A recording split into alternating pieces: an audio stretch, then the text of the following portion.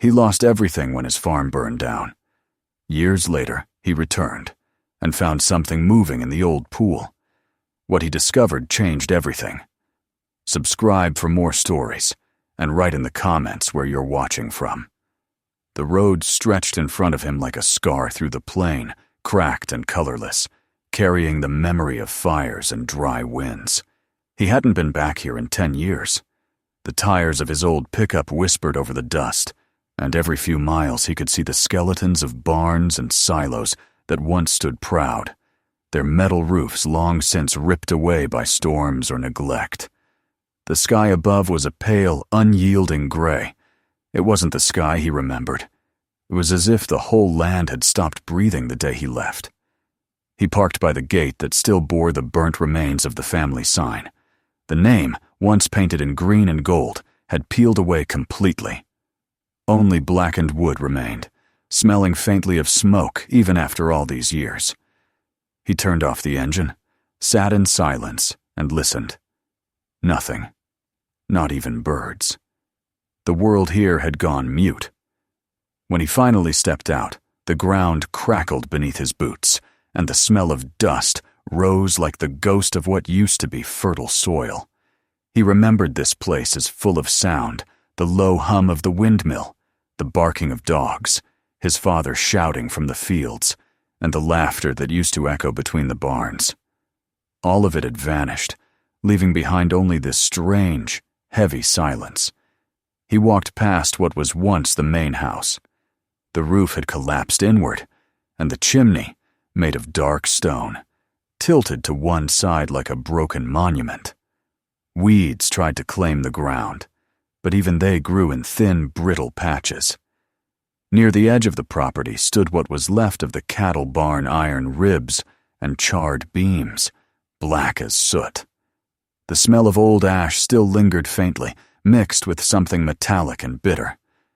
And there it was, the pool.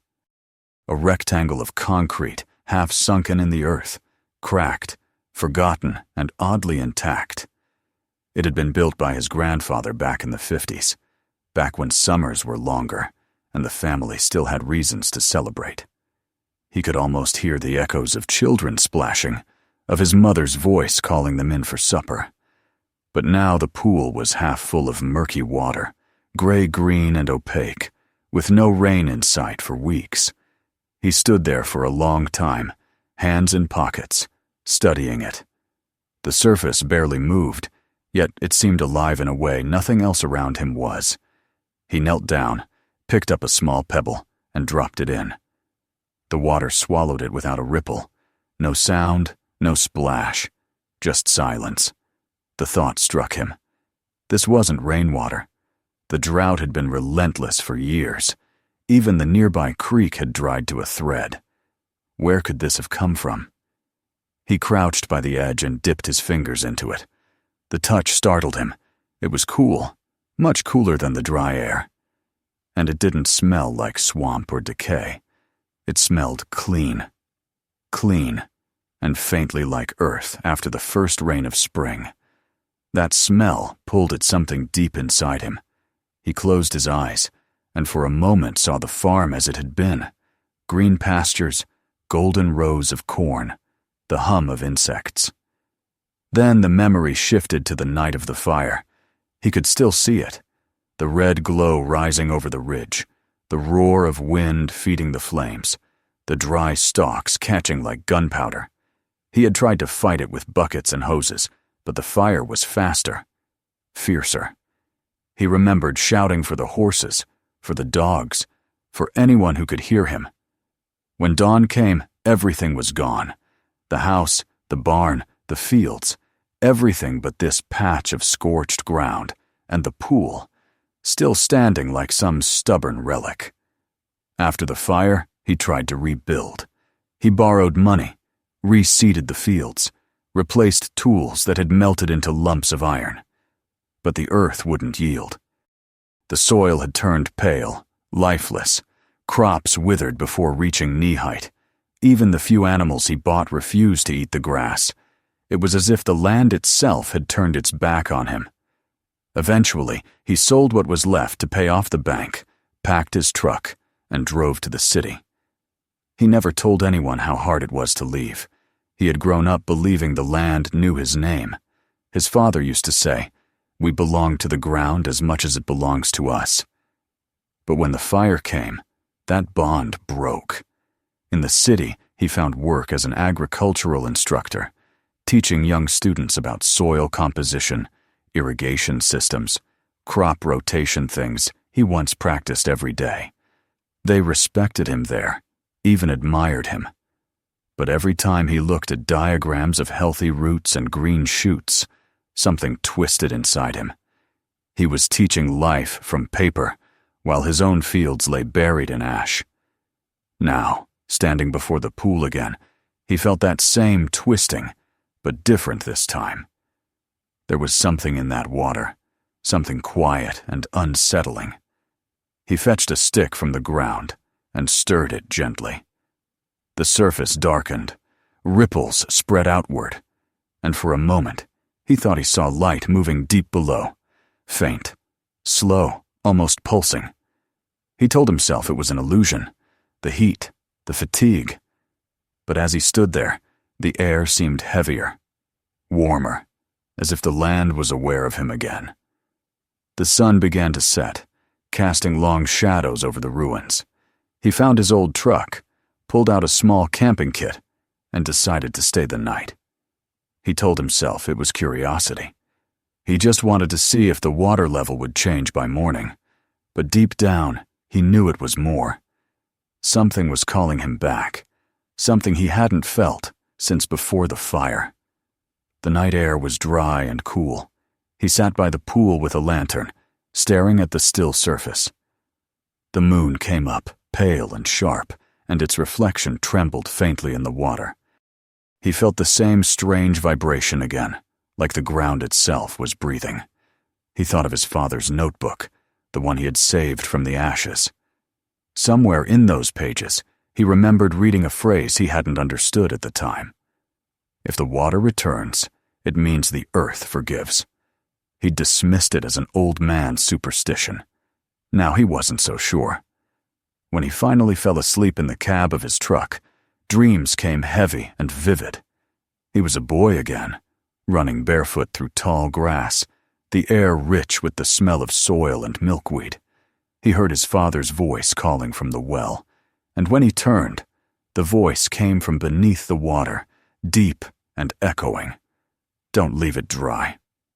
He woke at dawn, drenched in sweat, his heart pounding. Outside, the air was strangely humid. He walked to the pool and froze. The water had risen. Not by much, just an inch or two. But he could see the faint, wet line along the concrete where it had climbed overnight. He knelt down, pressed his hand to the surface, and whispered to himself, "No rain." There hadn't been a single drop. He thought of leaving. The logical thing would be to drive back to town, forget this, tell himself it was just groundwater seeping through cracks. But logic had nothing to do with what he felt. This was the first time in 10 years that something here moved, changed, responded. He couldn't walk away from that. He spent the day exploring the property. The air felt different now, not as lifeless as before. He noticed that the soil near the pool had softened. A few green shoots were pushing through the cracks in the ground. Tiny, but alive. It was impossible, but there they were. He knelt and touched them gently. The earth felt damp beneath his fingers. That night, he didn't sleep. He sat by the water again, watching the moon trace its path across the sky. Around midnight, he thought he heard a faint sound, so low it was almost beyond hearing. A deep hum, like the distant roll of thunder. He placed his hand on the concrete edge. It vibrated. For a second, he pulled back, startled. Then he leaned closer, his face inches from the surface. The water seemed to pulse faintly, like something below was alive and breathing. He whispered, "What are you?" The sound of his own voice startled him. It seemed swallowed by the air. The hum continued, steady, patient, ancient.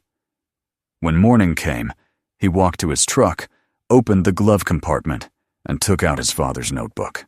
The cover was cracked and faded, but the pages inside were still legible. Near the back, written in rough pencil, he found it again. Under the house lies the heart.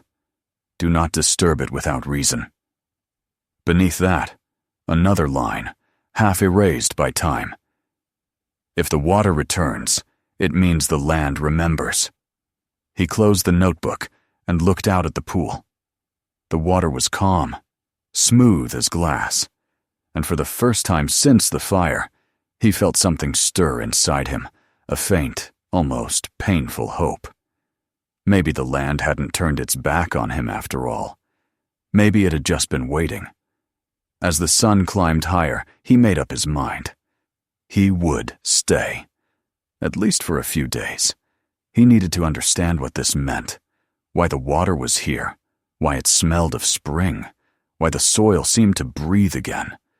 Somewhere deep beneath the concrete and ash, something was moving, and he was the only one left to hear it.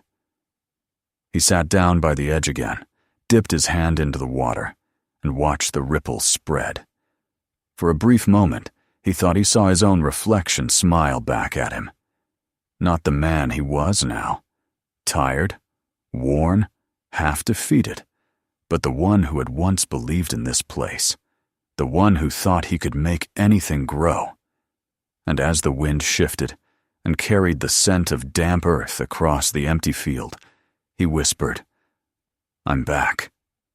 He didn't know that the earth had already heard him. The morning came slow, gray, and cool, and the land seemed to breathe differently. He awoke inside the truck, his neck stiff, the air smelling faintly of moisture. For the first time in years, dew had gathered on the windshield. It wasn't much, only a thin mist of water droplets catching the light, but it was enough to make him pause. He opened the door and stepped out, boots sinking slightly into the soil. The ground was softer. He hadn't felt that in over a decade. The pool shimmered in the weak sunlight, its surface calm but not empty. The water had risen again. He crouched, studying the faint trace where the wet concrete met the dry. The difference was clearer now, impossible to deny. The water had grown by nearly 2 inches overnight, and there had been no rain, no storm, no irrigation lines anywhere near this property. It wasn't groundwater. The old well had been sealed years before. Yet the water came, and it came from below. He felt both wonder and unease. There was something sacred about it, something that didn't fit with any lesson he had taught at the college. Nature wasn't supposed to act like this. He had studied aquifers, subsurface layers, natural seepage. But this quiet, pulsing rhythm beneath his feet defied everything he knew. He walked around the pool in a slow circle. The edges of the ground nearest the water were darker, slightly damp. Tiny weeds had sprouted through cracks in the concrete. They were young, bright and alive, small threads of green pushing through the scars of ash. The sight of them made him sit down on the edge of the pool, staring at the horizon. The air was warm, but not burning, and the silence didn't feel as empty anymore. There was a presence in it now, a hum, faint but steady, like the rhythm of blood in his ears. He couldn't tell if it came from the water or the ground itself. He remembered how his father used to speak to the land as if it were a living being. "The earth listens," he would say, "but it remembers only those who respect it." As a boy, he thought it was sentimental nonsense, something old men said when they wanted to sound wise. But now, with the scent of damp soil in the air, he wasn't so sure. Maybe the land did remember. Maybe it waited. He took a shovel from the back of his truck and walked to the far corner of the pool, where the concrete had cracked deepest. The idea had come suddenly in the night, and now it clung to him with quiet insistence. He dug around the edge, pulling away chunks of brittle stone. Beneath it, he saw the outline of old brickwork red, worn and handmade. It looked older than the pool itself, older even than his grandfather's time. When he tapped one of the bricks with the shovel, a hollow sound answered him. He froze, then brushed away the dust. There was a pattern to the brick, a round formation like the mouth of a sealed well. His breath quickened. The pool wasn't built for swimming, at least, not originally. It was built to cover something. He worked until his hands ached, the sun sliding higher behind a thin veil of clouds. Finally, he uncovered what looked like the rim of an iron hatch. Rust had devoured most of it, but the circular shape was still clear. He hesitated, brushing his fingers over the metal. It felt warm. That startled him more than anything. The warmth was unnatural, as though the earth beneath was alive. He fetched a wrench, used it as a lever, and pried at the edges. The hatch creaked, resisted, then finally gave way with a low, guttural sound. A rush of air burst out, humid and mineral, carrying the scent of deep stone and something faintly sweet. He leaned over and shone his flashlight into the darkness. The beam fell into what looked like a deep vertical shaft, lined with ancient stones, slick with condensation. The light caught movement far below, a shimmer of water, alive and slow, breathing in the dark. He lowered a rope with a bucket tied to it, his hands trembling as the line uncoiled into the depths. It hit the surface far below with a soft, heavy sound. He pulled it back up, muscles straining, until he could see what he held. The bucket was half full of milky liquid that cleared as he watched. By the time it reached the rim, the water was crystal clear, faintly luminous, catching the morning light like polished glass. He dipped his hand into it. It was cool, not cold, and when he tasted it, a wave of familiarity washed through him. He couldn't place it at first, then remembered the well behind the old barn, the one his grandfather called the Heart. It had that same sweetness, that same metallic aftertaste, that same strange vitality. But that well had been filled decades ago, covered to make room for the pool. Could it be the same source? He set the bucket down and sat back. A shiver ran through him, not from cold, but from awe. The water hadn't just appeared. It had returned. That night he couldn't sleep. He sat outside near the hatch, notebook open, writing by lantern light. He mapped the possible flow of underground water, traced the old irrigation lines, and realized the truth his grandfather must have known. The entire property rested above a hidden network of channels. This wasn't a simple well. It was part of a system that once nourished the valley. He turned the page and found an old note in his father's handwriting, scrawled in the corner of a yellowed sheet. "Don't sell what moves beneath you. It isn't yours to sell." The words struck him like a bell. His grandfather had sealed the well not out of fear or superstition, but to protect it. Protect it from what, or from whom, he didn't yet understand. 2 days passed. The air grew heavier, wetter. The grass near the pool had turned from green shoots into blades, tall enough to sway in the breeze. The rest of the land, though still barren, seemed to wait, like a patient animal stirred by scent. It was on the 3rd day that the truck came. A large black pickup rolled down the dirt path, its engine too smooth for a local. 2 men got out, dressed not for farm work, but for negotiation-pressed shirts, sunglasses, boots too new. They smiled as they approached. "You the owner?" the taller one asked. "Not anymore," he said. "Sold it years ago." "Funny thing," the man replied, glancing toward the pool. "We were told you might know something about a water source here. Something interesting came up in satellite readings. Underground movement." He said nothing, watching them. The shorter one opened a clipboard. "Our company invests in land restoration and sustainable water management. If there's something here, we'd like to take a look. Could be beneficial for both sides." He could hear the rehearsed politeness in their voices, that corporate tone that dressed greed as concern. He told them the water was nothing, just an old rain catch. They exchanged a look, then handed him a business card.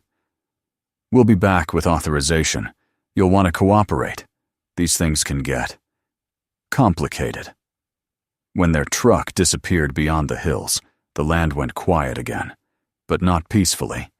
It was the silence of waiting before a storm.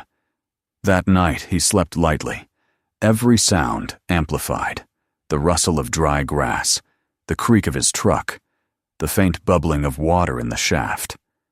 Sometime past midnight he heard it, a metallic clang, then another. He grabbed his flashlight and stepped out. The air smelled sharp, chemical. The beam of light found the pool, and he froze. The water had turned black. A thin, oily film glistened on the surface, and the smell of gasoline stung his nose. Someone had poisoned it. He rushed to the edge, heart pounding, and stared. The reflection of the moon was gone. The surface seemed thick, suffocating. He dropped to his knees, dipped the bucket, and started scooping the water out, trying to clear it. But no matter how much he removed, more welled up from below. And slowly, almost imperceptibly, the black faded. The oil thinned, the smell lessened, the water brightened from gray to clear once again. He sat back, breathing hard, sweat mixing with the damp air. The land had healed itself. The realization left him trembling. Whatever this was, whatever force slept beneath this ground, it was not passive. It was alive, and it protected itself. At dawn, he looked around the property. The area near the pool glowed faintly green. The soil looked richer, darker, as if freshly watered. The plants that had sprouted before now stood taller, their leaves slick with dew. A low mist rolled through the field, carrying that same sweet, mineral scent from the well. He felt dizzy with awe and fear. He could no longer think of this as coincidence. Something under this land had waited too long to be ignored. He thought of his grandfather's warning, the strange lines in the old notebook, the phrase carved on the inside of the well lid, "The heart beneath the house." Maybe the old man had sealed it to stop people from using it.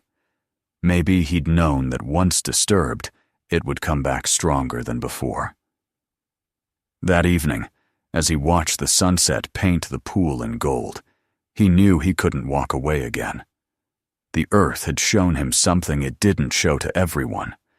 It had chosen him, or remembered him, and now it demanded something in return. He didn't know what that something was yet, only that it would not allow indifference. Not anymore. The pool shimmered faintly in the fading light, and the hum beneath his feet grew stronger, steadier, like a pulse waiting to be acknowledged. The land was no longer silent. It was speaking again, in water and roots and the low rumble of stone. And he, sitting at its edge with mud on his hands and the smell of iron in the air, understood that what he had found was not a miracle. It was a responsibility. By the time night fell, the stars were out, clearer than they had been in years. The wind shifted, carrying the faint echo of moving water from deep below. He lay in the truck bed, staring at the sky, and whispered, "I won't let them take you." Somewhere under the ground, as if in answer, the heartbeat of the earth continued to pulse, calm, eternal, and alive.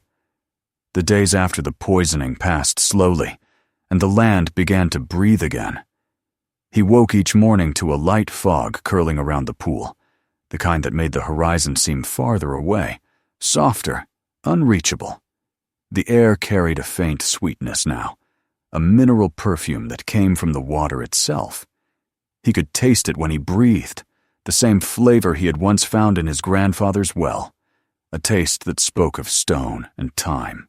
The earth had healed itself once more, and somehow he knew this was not the last time it would need to. He began to live there again, without really deciding to. At first, He told himself he was only staying until he understood what was happening. But soon his routines returned, habits that felt older than his own life. He rose with the light, checked the soil, walked the perimeter, wrote notes in the margin of his father's old book. The city, the lectures, the classrooms, they already seemed like part of a different man's story. Here, he was closer to the truth, though it was a truth that refused to speak plainly. He fixed up the old shed that still stood on the north edge of the property. The roof sagged in the middle, and the planks smelled of smoke, but the foundation held firm. He patched the holes with salvaged boards, replaced the hinges on the door, and lined the inside with rough shelves. Each night, when the temperature dropped, the walls groaned softly, as if sighing with relief. In the evenings, he sat near the pool with a lantern, listening to the low hum that came from below. It was quieter now, but constant. Sometimes he thought it changed pitch when he spoke aloud, like a living thing answering him in tones only the soil understood. Weeks passed, and life returned to the fields. At first it was only grass, but soon small flowers began to bloom, the kind that hadn't grown here since his childhood. Wild clover, yellow asters, and a kind of white daisy his grandmother used to braid into his hair when he was little. He didn't plant any of it. It just came. And each time he tried to convince himself it was coincidence, the hum beneath his feet reminded him that coincidence was too small a word for what this land could do. The neighbors noticed. Trucks slowed when they passed his gate. Once or twice, old friends stopped by, curious to see why this dead ground had begun to turn green again. They asked what kind of fertilizer he was using, what seeds, what machinery. He had no answers for them that wouldn't sound insane. So he shrugged, smiled, and said it must have been the rain, though the sky had given nothing in weeks. One evening, a boy from a nearby farm came by with a jar. He asked if he could take some water from the pool. His mother, he said, wanted to use it for her dying garden. Something in his tone, a trembling mix of hope and fear, made the man hesitate. Then he nodded and let the boy fill his jar. The next week, the woman returned, carrying a basket of apples. She said her garden had bloomed again. He didn't know whether to feel joy or dread. He began to fear what would happen when others found out. The company men had not returned, but he knew they would. People like that never disappeared for long. He told himself he would be ready. He had plans. Now, small, careful ones. He was going to fence off the pool, cover the hatch, make the area look unremarkable. But each time he approached with tools in hand, the hum deepened, as if warning him away. He could not bring himself to touch the cover again. It was late summer when the fire returned. He smelled it before he saw it, the dry, chemical tang of burning fuel mixed with the scent of scorched weeds. He ran outside, barefoot, and saw the horizon pulsing orange. The flames were still far, but moving fast, crawling down the slope like a living creature. The wind was against him, pushing smoke across the valley. His first instinct was to call for help, but the phone line had long been cut, and there was no signal here. He grabbed the old hose from beside the shed, but the water pressure was weak. He turned toward the pool, heart pounding. The surface of the water was perfectly still, reflecting the fire's distant light like molten glass. He threw the hose into it, primed the pump, and waited. The water came, strong, clear, endless. It flowed faster than it ever had before, spilling over the edge, flooding the ground around his feet. He dragged the hose toward the flames, spraying in wide arcs, but the fire was too vast. It roared as it neared, leaping from grass to tree, the air shimmering with heat. And then something happened that he could never explain. The earth trembled not violently, but with a steady pulse, like a heartbeat through the soles of his feet. The water at the pool's edge began to rise, higher, faster, spilling in thick sheets. It wasn't obeying gravity anymore. It surged forward, forming shallow streams that raced across the ground, winding around his boots and down toward the field. Everywhere it flowed, the fire died. The smoke twisted and fell. The soil hissed, steaming, and the flames bent backward, retreating. Within minutes, the blaze was gone. The night was full of the hiss of cooling earth and the soft rush of water sinking back into the cracks. He stood there shaking, soaked through, the hose limp in his hand. The only sound left was the quiet drip of water from the burned trees. When he turned toward the pool, the water had already returned to its calm surface, clear and motionless under the moon. The hum below had quieted, replaced by something softer, almost like breathing. He knelt, pressed his palm to the ground, and whispered, "Thank you." The warmth beneath his hand pulsed once, faintly as if answering. By morning, the smoke had cleared. The air was heavy but clean, and the soil was dark and rich where the fire had passed. When the neighbors came to see what was left, they found the land untouched, the grass wet with dew, the house still standing. They asked how he'd done it. He just looked at them and said, "The earth took care of itself." They laughed nervously, not sure if he was joking, and left shaking their heads. For days after, the water line in the pool stayed high, higher than ever before. The plants grew faster too, almost unnaturally. Vines climbed the walls of the shed overnight, and the grass glistened with moisture even under the noon sun. It frightened him now, as much as it comforted him. Power like this shouldn't belong to anyone, not even to the land. It demanded respect, distance. It demanded silence. He went to the hatch one evening, the same one he had pried open weeks ago, and stared into its depth. The air rising from below was warm, steady, and smelled faintly of minerals and clay. He climbed down a few steps until his boots touched the wet stones. The walls gleamed in the lantern light, slick with condensation. There, half hidden behind a fold of rock, he noticed a small cavity. Inside it lay something square and covered in dust.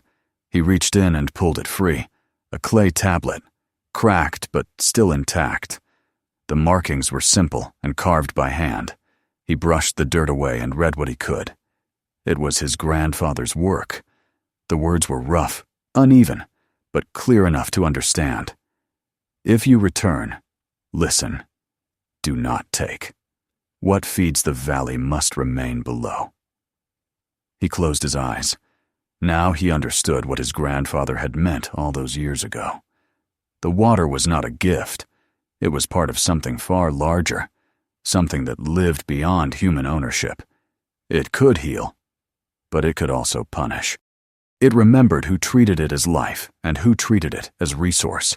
He climbed out of the shaft, sealing the hatch behind him. From that night on, he stopped taking water from the pool. He used rain barrels instead, drank sparingly from what little the sky offered. He never told anyone about the source, not even the boy who had come for the jar. When the company men returned weeks later, flashing papers and threats, he simply showed them the fields, green, thriving, ordinary. They saw nothing worth buying. To them, the miracle had faded. They left in frustration, and the land fell silent once more. Autumn came gently that year. The air cooled, and the trees on the ridge turned gold. He spent most evenings sitting by the pool, watching the light change across the surface. The hum had softened into something like a slow rhythm, peaceful and deep. Sometimes he thought he could hear voices in it, but maybe that was only memory. He imagined his father's voice, his grandfather's, carried on the low vibration of the ground, reminding him of what they had always known. The earth gives, and it keeps. He began to write again, not about science or crop yield, but about what he'd seen, what he'd felt. He filled page after page with quiet thoughts, words that would never leave this place, It wasn't a story anyone would believe, but it was one he needed to tell, if only to himself. The first frost came early. One morning, he woke to find a thin film of ice along the edge of the pool. The water beneath was still, untouched by the cold, as if warmth rose from its depths to protect it. He touched the surface gently and whispered, "Sleep, if you need to." The hum grew faint, fading into the distance of the earth, but it did not vanish. It only rested. That night, as he sat by the fire outside the shed, the air was still, and the stars were bright. The land stretched before him, quiet and strong. He thought of the years he had spent away, of the arrogance that had made him think the land had failed him, when in truth, it was he who had failed it. The pool shimmered faintly in the moonlight, the surface smooth as glass. For a long time he stared into it, and for a brief moment in the reflection, he thought he saw not his own face, but the faces of those who came before him.